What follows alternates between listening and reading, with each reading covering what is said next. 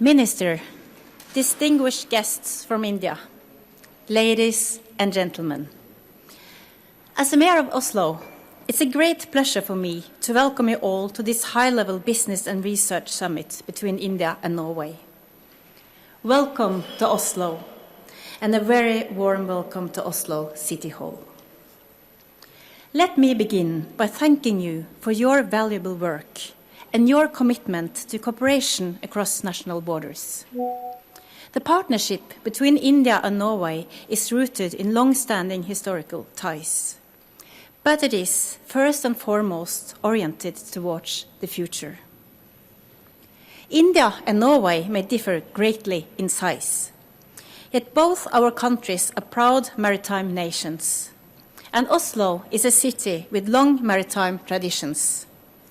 We are united by a strong commitment to democracy and international cooperation. This is what makes our partnership both relevant and resilient. And at a time marked by significant global challenges, cooperation between countries that share common values is more important than ever. Oslo City Hall is perhaps best known as the venue for the annual Nobel Peace Prize ceremony. Oslo takes pride in being the host city of the Nobel Peace Prize, and we aspire to be a city of peace.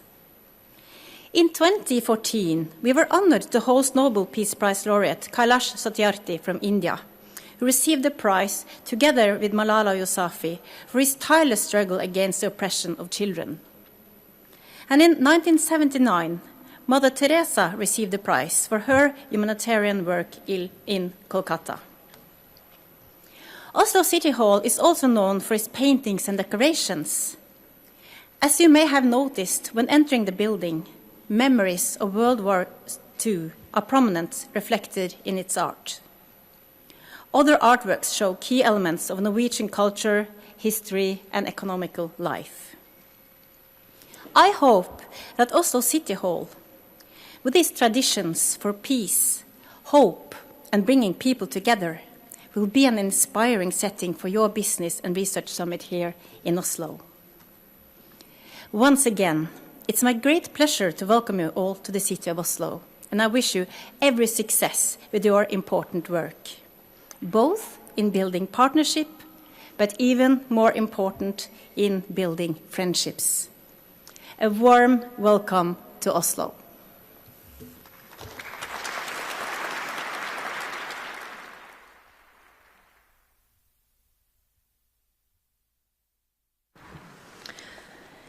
Distinguished guests and research leaders, ladies and gentlemen, and thank you to the Mayor of Oslo.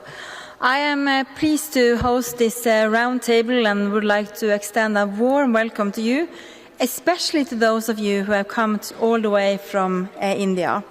And to the participants who have attended the parallel sessions in the morning, I hope you have all had good discussions that will lead to concrete projects and even more partnership between countries. Norway and India are strong partners with complementary strengths. We enjoy constructive and close relations in several fields of cooperation, among them in business, research and higher education. Trade between our two countries has more than doubled the last 10 years, and the potential for more trade and investments in the years to come is significant.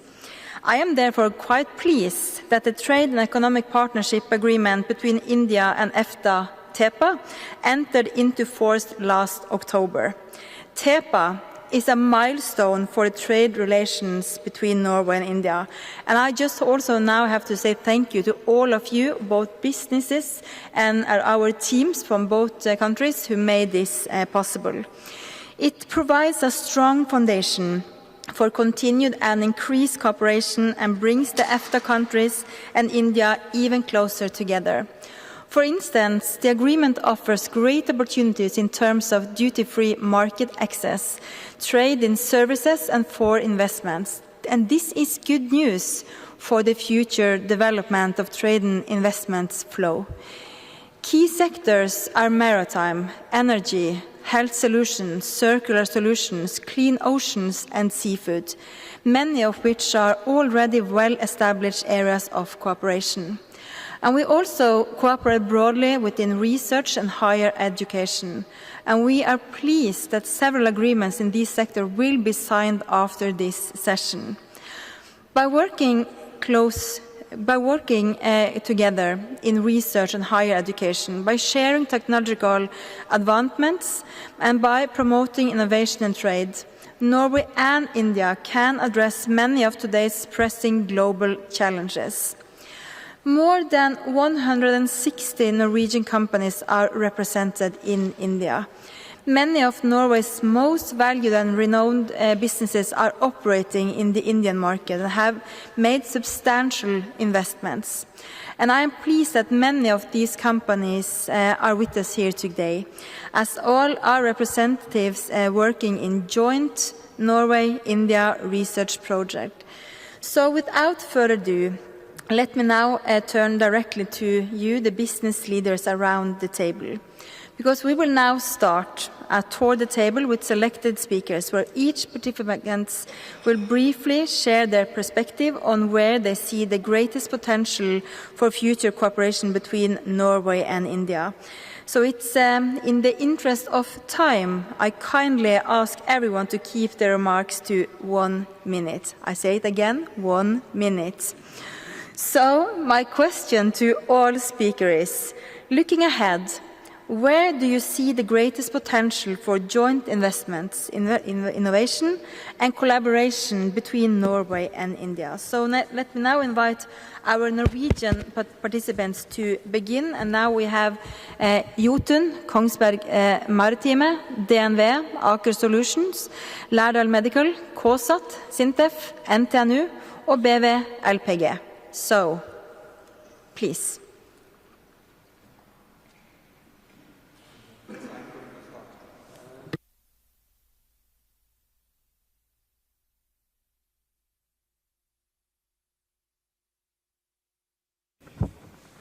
My name is Morten Fon. I'm representing Jotun. It's a global paint and coatings company. We have been in India since 1992, actually. We are working in 4 segments. I would like to talk about marine coatings today, because that's where I feel that India is going to invest and where we can sort of be part of the development in India. You have a plan to invest $8 billion into shipbuilding.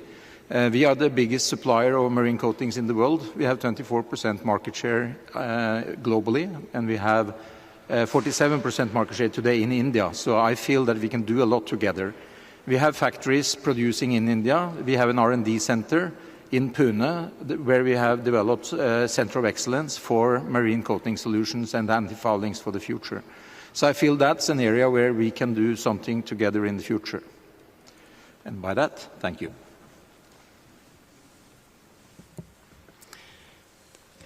Namaskar. It's an honor to be here today. India is emerging as one of the world's most dynamic maritime nations, with major investments in shipbuilding, ports, green shipping, digitalization, and maritime infrastructure. This creates a remarkable foundation for deeper collaboration between India and Norway, and for companies like Kongsberg Maritime. We have been present in India for more than 20 years, building strong teams, strong partnership, and strong customer relations across the country. This gives us a solid platform for long-term value creation together. What excites me most is how naturally our 2 nations complement each other. Norwegian maritime technology and experience, combined with India's industrial capacity, talent, and ambition, can create solutions that matter commercially, strategically, and for the global green transition. We see opportunities in green and energy-efficient shipping, digital and autonomous solutions, advanced systems for new builds, and for the aftermarket, and in research, safety, and sustainable ocean operations. And with India's plans for a new state-of-the-art research vessel, we stand ready to contribute with proven designs and world-leading technology and expertise. Kongsberg Maritime is committed to be a long-term partner for India, supporting innovation, supporting industry, and supporting the maritime future we will build together. Thank you. Minister, distinguished guests, ladies and gentlemen, my name is Knut Aabæk Nielsen. I'm heading up DNV. Our purpose is to safeguard life, property, and the environment. I see great collaboration opportunities within the maritime area, as Lisa Haugan also mentioned, especially on new technologies, greening of the fleet, shipbuilding, modifications, and so forth. There is also big opportunities with the energy transition and energy security, and we work in areas like decarbonization, energy efficiency, carbon capture and storage, etc.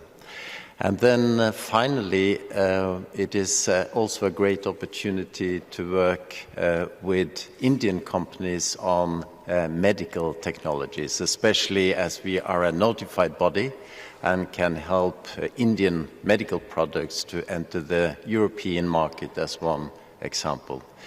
And just for your information, we have about 950 employees in India, and we've been there since 1971. With that, I thank you for your attention. Thank you. Minister, distinguished guests, and dear colleagues. My name is Kjetil Digren. I'm heading up Aker Solutions. It's an energy service company. It's been around for close to 200 years, really, in different sort of industry eras. Now having a dominant position in oil and gas, but also moving into renewables. We are around 12,000 employees, spread around on 15 countries and 35 locations worldwide. A few issues. I see the strong potential of joint investment and collaboration between ourselves from Norway and towards India. First, responsible growth in offshore energy. India has technically demanding deep water developments, and Norway brings decades of experience executing complex offshore projects. And we'd like to strengthen the partnership with Indian industry to raise execution certainty, safety, and efficiency. Second, carbon management at scale. CCUS will be critical, at least temporarily, in meeting the climate targets, and we are encouraged to see it becoming a strategic focus area in India as well. Norway's added value is that we have actually moved from sort of pilot stage to bankable projects. And from Aker Solutions side, we have actually delivered all components in the whole value chain in the first generation and are now taking on the second. And we want to collaborate with Indian stakeholders to industrialize, capture, transport, and storage solutions. Third, strategic partnership for the global energy transition. The greatest potential lies in joint efforts to scale clean energy solutions from green hydrogen and ammonia to industrial decarbonization, where India's scale and ambition meet Norway's technology and execution capabilities. From Aker Solutions' perspective, India is not only a major market, but a strategic hub in our global execution model, where we have been for decades in Mumbai with our around 1,000 employees and engineers. And across all these three areas, digital and AI-enabled execution is the accelerator, combining Norwegian industrial domain know-how with India's scale and engineering talent to deliver faster and more competitively. So, thank you for the attention. Minister, dear guests, my name is Alf Christian. I am the CEO of Laerdal Medical, a Norwegian family-owned company with a very clear purpose, helping save lives. We do that through providing simulation and digital training solutions, and every year we help prepare millions of healthcare workers around the world, including, during the last 20 years, India. So where do I see the greatest potential? We believe the greatest potential is in upskilling India's health workforce at scale. India has committed to a 50% expansion of emergency care capacity in district hospitals. Lærdal already works with organizations like AIMS, Indian Nursing Council, and other state governments to train nurses, paramedics, and doctors that will staff these hospitals. From our Bangalore Tech Hub, our engineers build digital platforms that make this training scalable, not just in India, but across the world. So Norwegian technology and simulation insights combined with Indian scale and ambitions, we believe we can help save many, many more lives. That's the partnership we seek to deepen. Thank you. Minister, distinguished participants. I'm Marte Indregard, the CEO of KSAT, Kongsberg Satellite Services. KSAT has for more than 25 years worked closely with India's space programs. And this has been an outstanding collaboration with ISRO and ISTRAC. We have supported India's most important satellite missions, and we are now proud to contribute to India's human spaceflight ambitions through the Gaganyaan program. We are investing in the future together. KSAT is expanding our capabilities to support lunar and deep space missions, which opens for new opportunities and collaborations as India has impressively been advancing its capabilities and ambitions in this domain. The Chandrayaan moon landing is a prime example of this achievement. And if we look ahead, we see a clear opportunity to expand our cooperation from outer space to seabed. By combining satellite-based monitoring with advanced ocean and subsea sensing from Kongsberg, we can provide a more complete picture across critical domains. Together, Norway and India can lead in connecting space, sea, and society for the benefit of both our nations and also the global community. Thank you. Well, good afternoon, Minister and dear friends. I represent SINTEF, one of Europe's leading independent research institutes, connecting businesses to the front of research. We have collaborated with Indian partners for many years on high-impact projects, particularly in circular economy and large-scale emissions reduction in heavy industry, on reducing plastics pollution in the ocean, and on cooling technology in order to bring great seafood sustainably and efficiently to consumers in your very warm country. We now explore new opportunities to expand collaboration into digital healthcare, AI and energy systems, and not least in the blue economy, in wide areas such as fisheries management, next-generation digital resource management in the ocean, as well as the value chain from manufacturing to shipbuilding, offshore wind, AI and autonomy. And in this endeavor, we also hope to leverage the Norwegian government's massive investment in the new Ocean Technology Center. India will play a decisive role in global climate outcomes, and the real potential for us lies in combining India's scale and speed with Norway's deep tech capabilities. And our experience is clear: to move from innovation to impact at scale, we need to partner with industry in public-private partnerships from day one. So far, the projects we have succeeded with in India have been scattered and very ad hoc, driven by idealists. And my recommendation is to gain speed and scale by forming a structured program for collaborative research, technology and innovation, and to link it closely with the existing framework among our European partners. And if we succeed, India collaboration with Norway can bring real solutions to global challenges. Thank you. Minister, dear distinguished guests, my name is Tor Grande. I'm the rector at the Norwegian University of Science and Technology, but I'm also chairing the University of Norway. Norway is a small country, but also a strong ambassador for the green shift, and Norwegian research and education efforts supporting the transition to a sustainable society are both comprehensive and world-leading. I commend the government of India's ambitious vision, Viksit Bharat at 2047, to transform the nation into a fully developed, self-reliant country by 2047 for sustainable development, net zero goals, global leadership in technology, defense and economic affairs, and citizens, and in particular youth engagement. In a spirit of Viksit Bharat at 2047, I would like to invite India to collaborate with Norwegian universities in talent development in the PhD and postgraduate education, sustaining the green transition to strengthen both countries' visions for a sustainable and green future for all. Thank you. Dear Minister, ladies and gentlemen, my name is Christian Sørensen. I'm the CEO of BW LPG, and we are the world's largest LPG gas shipping company. And as part of our group, we also have the largest fleet of LPG vessels with Indian flag and Indian crew operated from Chennai and Mumbai.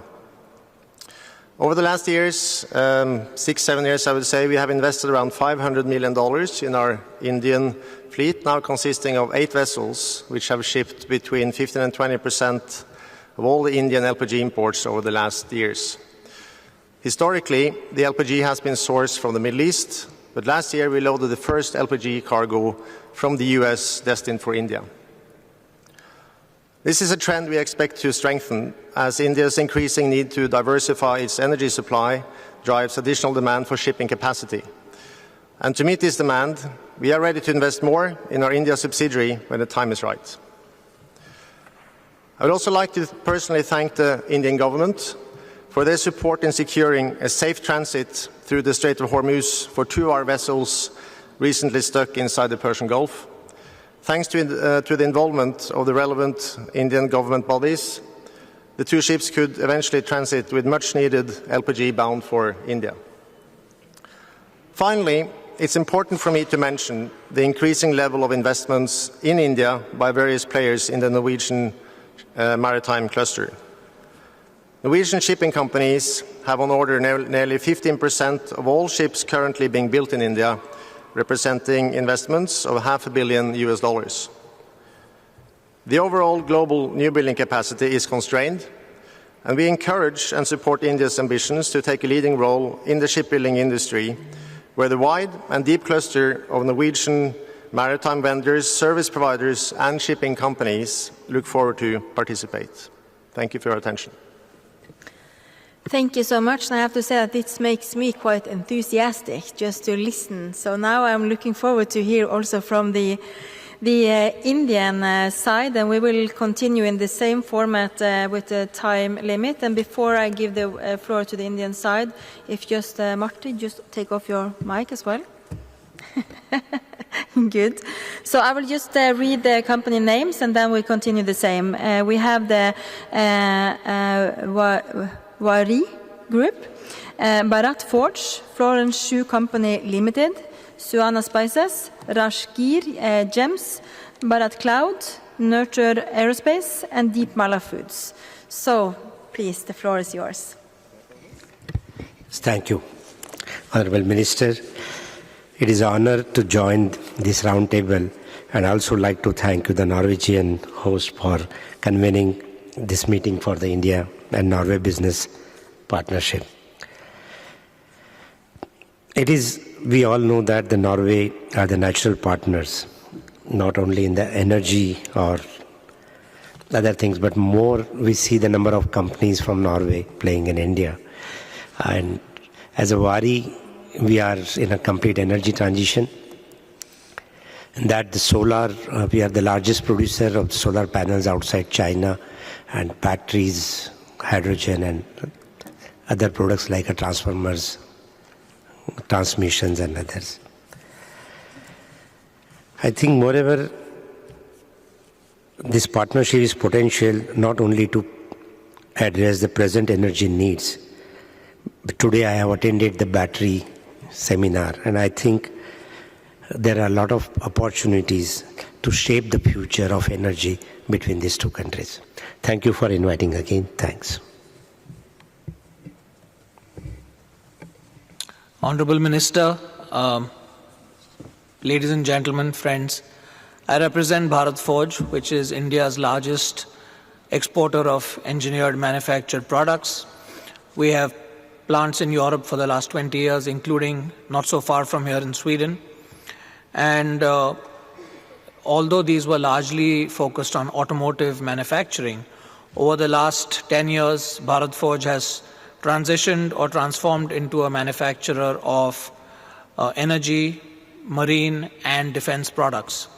And one of the areas where I see tremendous potential between our both countries is to fill the vacuum that is going to be present because of the lack of certain countries providing defense support into this geography. And as European countries struggle to ramp up manufacturing of defense equipment, Indian companies which have set up large-scale, cost-efficient, high-technology, digital and AI-infused manufacturing potential for products, I think is a natural fit. Our company in particular is extremely green. We have been using renewable energy for 35 years, and we're the first steel mill in the world to be Scope 1, 2, 3 certified by DNV in Germany. I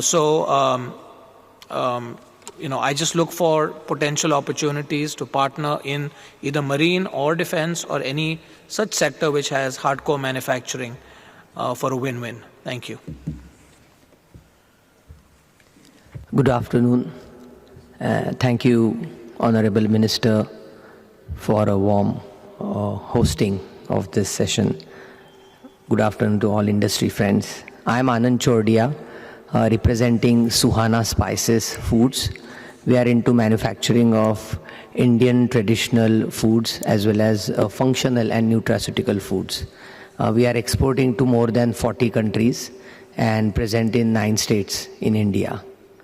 I am seeing a wonderful case study of Orkla Foods, who has invested in India and enjoying the growth of mass Indian market.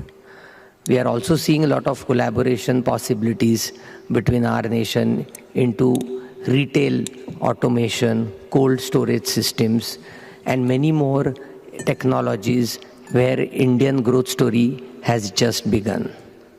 We are also seeing a very strong strategic partnership where India can be used as a base because we have a huge range of raw materials available.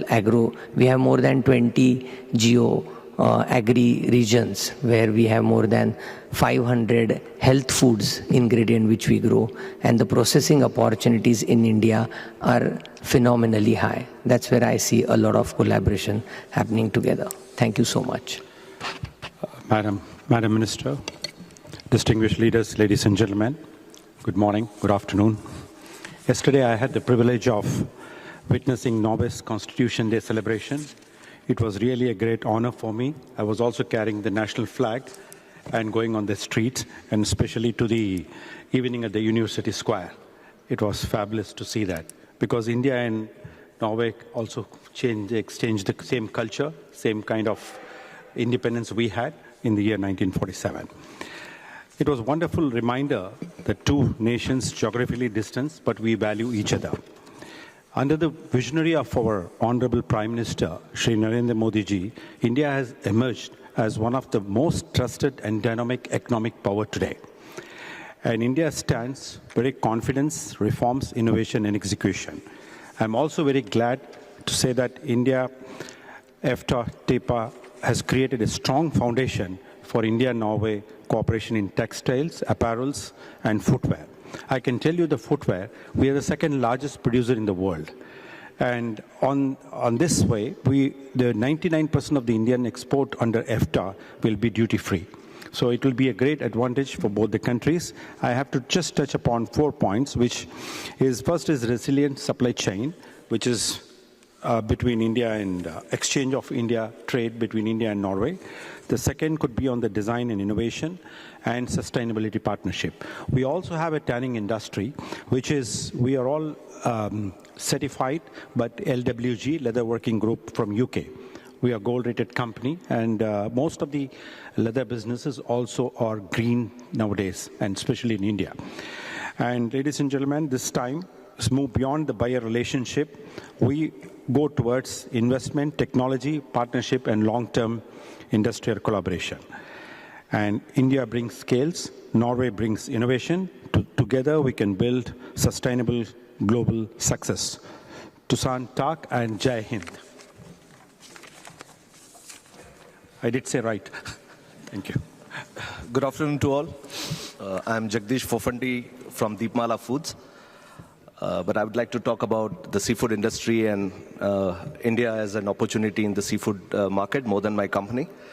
I am the second generation beneficiary of the Indo-Norwegian fishery partnership in the early 60s, where Norway brought in fishing technologies to India, and that is how the fishing industry evolved and developed across the west and east coast of India. I belong to the fisherfolk family, and I am a processor today. You would be surprised that India engages about 20 million fisherfolks, processing workers, and the entire ecosystem of seafood. So that's a huge population which depends on the seafood industry today in India. In India, as you know, Norway is the largest exporter of seafood. India is amongst the top 10 exporter of seafood, but the second largest producer of seafood and second largest producer of cultured prawns in the world. So in India lies a great opportunity, both in terms of processing partnership and also evolving the fishing techniques and the aquaculture technology in India through the partnership with Norway. India today has so many water bodies which are available for development of cage culture. I know Norway is practicing amongst the best cage culture in the world. So I hope through our partnership, we'll be able to bring the cage culture technology to India. But more so, India has about 600 approved EU units which processes and produces seafood for the export markets. With the 1+ policy of the world, India today, with its large population, the coastal population, which is now expert through the skill development program of Government of India for fish processing, I would like to welcome Norway to come and process its cod, its salmon, and other fish produces in my country, and we evolve a partnership like we did in the 60s. I'm sure this program today will lead to such opportunities. Thank you so much for allowing me to speak here, ma'am. Thanks. Good afternoon, Honorable Minister, distinguished guests. It's a pleasure and privilege to be here today. My name is Kunal and I represent Rajgir Gems from India. As someone from the gems and jewelry industry, I see this as an exciting moment of India-Norway relationships. The India-EFTA partnership opens new opportunities for trade, innovation, and long-term collaboration. India brings together craftsmanship, scale, and technology, and I believe there is tremendous potential for deeper cooperation between our countries. I look forward to stronger partnerships and shared growth ahead. We manufacture natural diamonds, lab-grown diamonds, jewelry, lightweight jewelry, where we have retail stores all over the world, most part of the world, and it's eco-friendly, go green, and this is what it's all about. So it can be a great moment for us to come to your country to open retail stores. Thank you. Honorable Minister, dear friends, I'm Sheetal Shrikant, representing Bharat Cloud. We are a sovereign AI-enabled cloud services company, very specifically working with industries who need to kind of keep their data and their computing secure. And with that, would like to kind of touch upon the digital transformation aspect. We're seeing that digital transformation is transforming economies, industries, and societies at an unprecedented pace. India's digital economy is expected to grow almost twice as fast as the overall economy, contributing to about 1/5 of the national economy by 2029-30. It supports about 14.67 million jobs, which is 2.55% of the overall workforce, and 5 times more productive. Our two countries bring distinct yet strongly complementary assets. Norway has leading capacity in industrial digitalization, clean tech innovation, and smart maritime ecosystem. On the other hand, India has proven capabilities in digital scale and also has a deep tech talent pool, which is expanding in the startup and innovation ecosystem.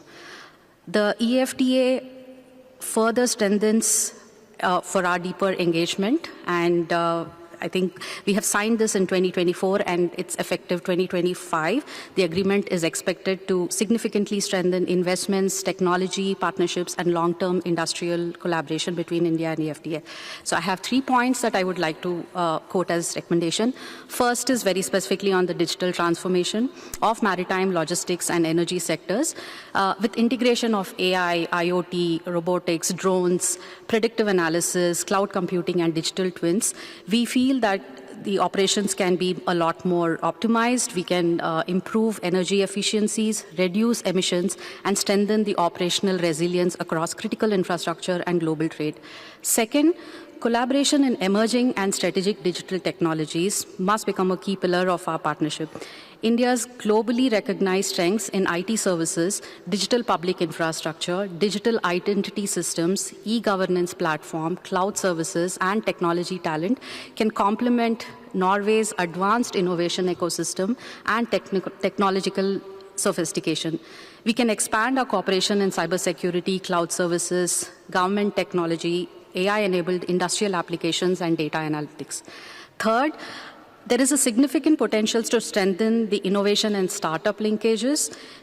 Initiatives such as the India-Norway startup corridors can help connect entrepreneurs, investors, research institutes, and technology ecosystems to accelerate co-development, and very specifically in the clean technology, deep tech, ocean technology, and industrial digitalization.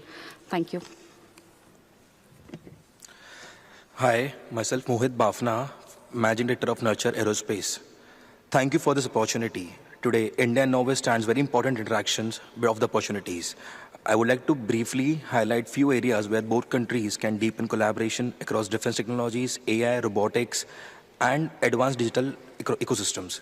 First, India's rapidly expanding defense manufacturing ecosystem, growing advancement in drones, autonomous systems, unmanned ground systems, aerospace technologies, and defense electronics creates significant opportunities for deeper collaboration with Norway. On the other hand, Norway's expertise in maritime remote sensing, surveillance technologies, and advanced defense engineering can complement India's scale and manufacturing strengths.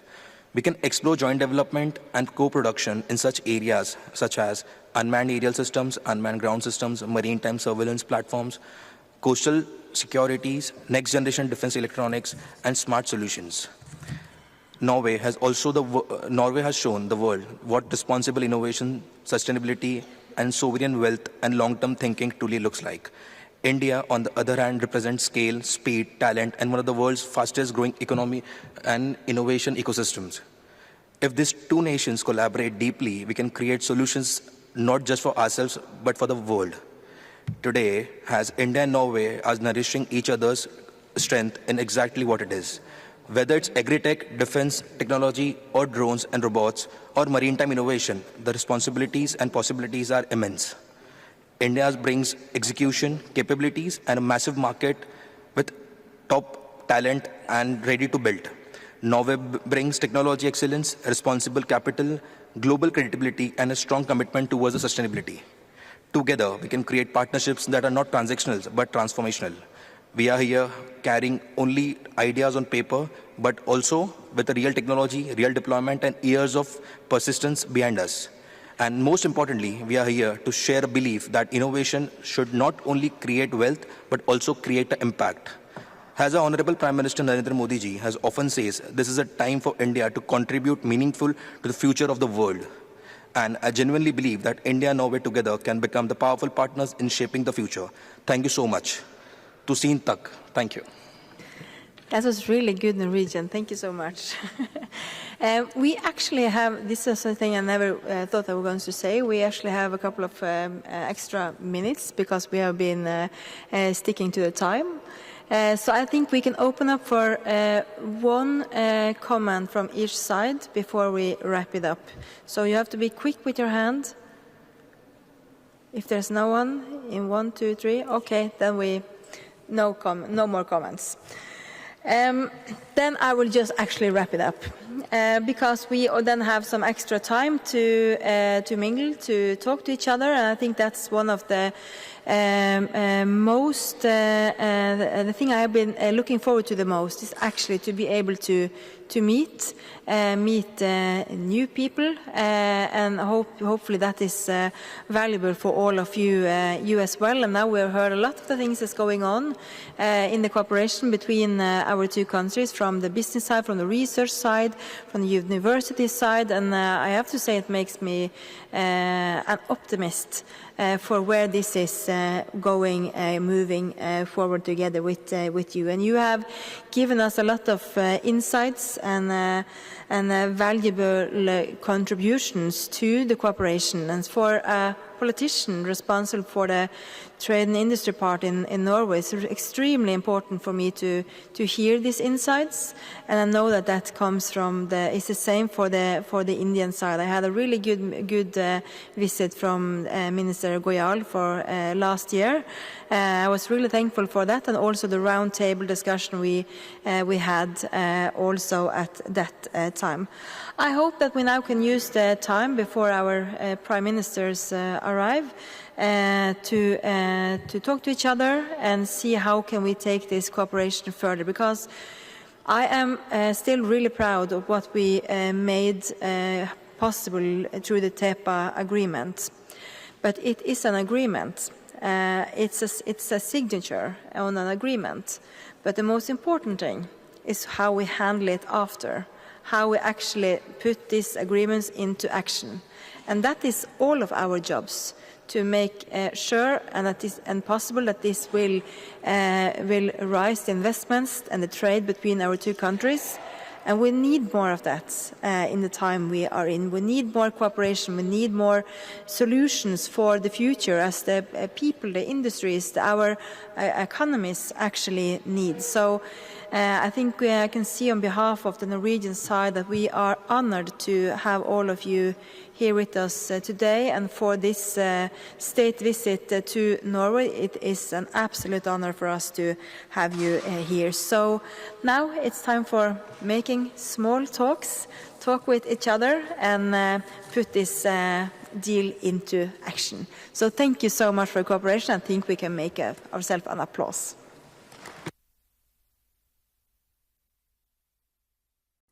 Thanks for watching Indiavision. Give us a thumbs up and please subscribe to our channel. All comments are welcome. Hope to see you soon.